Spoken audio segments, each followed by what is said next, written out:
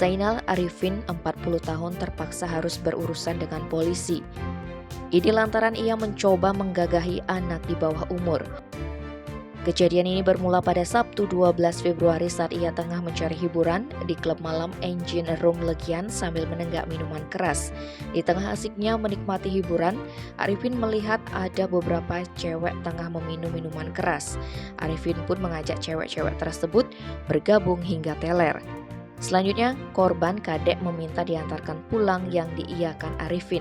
Tapi apa dikata korban bukannya diantar pulang melainkan diajak Arifin ke tempatnya menginap di Hotel The One Legian. Di dalam kamar itulah Arifin berusaha melakukan adegan layak sensor namun gagal. Korban dalam kondisi mabuk masih sempat menelpon tantenya yang masih menjemputnya sambil mengajak aparat kepolisian.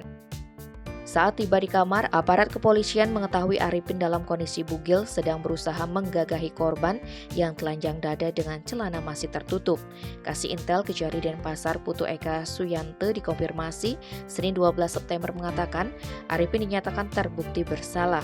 Maka dari itu Majelis Hakim Pengadilan Negeri Denpasar diketuai Koni Hartanto menjatuhkan hukuman 7 tahun penjara dan denda 1 miliar rupiah subsidiar 4 bulan kurungan terhadap Arifin sama dengan tuntutan jaksa Yunita dari Kejari Denpasar.